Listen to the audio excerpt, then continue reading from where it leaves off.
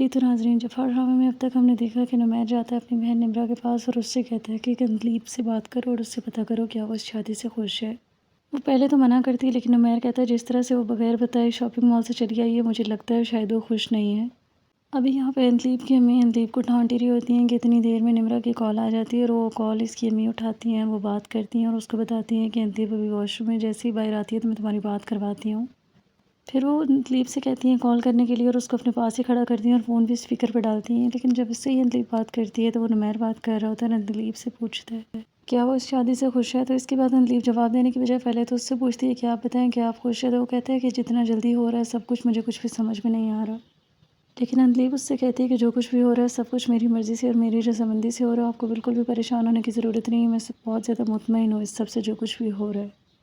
پھر وہ اپنی امی سے بھی کہتی ہے کہ آپ کو بالکل بھی اب پریشان ہونے کی ضرورت نہیں ہے، کیونکہ اب جو بھی ہے میں اس سب میں مطمئن اور راضی ہوں۔ پھر وہاں پہ نمیر بھی شادی کے لیے تیار ہو جاتا ہے شادی والے دن، اور ادھر زارا بھی احسن کے ساتھ تیار ہو کے شادی کے لیے آ رہی ہوتی ہے۔ زارا جیسے ہی جاتی ہے اندلیب کے پاس تو اسے اس کی خالہ بتاتی ہیں کہ اندلیب کو اکیلا نہیں چھوڑ سکتی، اس لیے میں اس کے ساتھ یہاں پہ ہوں۔ زارا کہتی ہے کہ اب میں اندلیب کے ساتھ ہوں، آپ بے شک چلی جائیں باہر مہمانوں کو ریسیو کرنے کے لیے۔ اندلیب زارا سے کافی زیادہ ناراض ہوتی ہے، پہلے وہ اس سے بات نہیں کر رہی تھی۔ زارا اس سے کہتی ہے ہم لوگ جو کچھ بھی کر رہے ہیں تمہاری بہتری اور بھلائی کے لیے کریں، جس کے بعد وہ کہتی ہے کہ میں چھوٹی ہوں تو اس کا مطلب یہ نہیں کہ میں کم عقل ہوں۔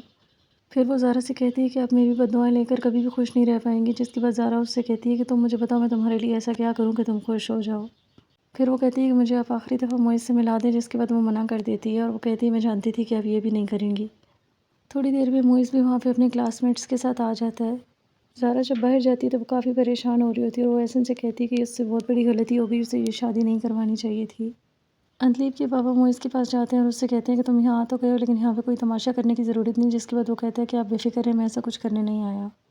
پھر وہ اندلیب کو میسج کر کے بتاتا ہے کہ میں یہاں پہ ہوں، جس کے بعد اندلیب زارا سے کہتی ہے کہ اسے آخری دفعہ معز سے ملا دیں، جس کے بعد زارا معز کو لے کر آتی ہے روم میں اور ان سے کہتی ہے کہ تم لوگوں کے پاس صرف 5 منٹ ہے، جو بھی بات کرنی ہے جلدی سے کر لو۔ اس کے بعد معز اور اندلیب دونوں آپس میں بات کرتے ہیں اور دونوں فیصلہ کرتے ہیں مرنے کا۔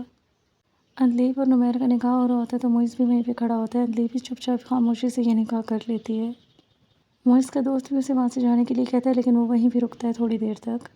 پھر اندلیب کی رخصتی ہو جاتی ہے اور وہ اپنے بابا سے مل کر آ جاتی ہے۔ پھر یہاں پہ نمرہ اور اندلیب کی ساس بیٹھی ہوتی ہیں اور تھوڑی دیر بعد وہ جب جیسے ہی روم سے باہر جاتی ہیں تو اندلیب کے پاس جو ٹیبلٹس کا پیکٹ ہوتا ہے وہ اس کو کھولتی ہے اور اس کو ساری کی ساری ٹیبلٹس وہ ایک ساتھ لے لیتی ہے، اور نمیر جیسے ہی روم میں آتا ہے تو تھوڑی دیر کے بعد اندلیب وہاں پہ بے ہوش ہو جاتی ہے۔ تو کیا ہوگا اندلیب اور معز کی نیند کی دوائی کھانے کے بعد، یہ ہمیں دیکھنے کو ملے گا اس ڈرامے کی آنے والی ایپیسوڈ میں۔ تو دیکھتے رہیے ڈرامہ سیریل جفا، اور مزید اپڈیٹس کے لیے میرے چینل کو لائک اینڈ سبسکرائب ضرور کریں۔ اللہ حافظ۔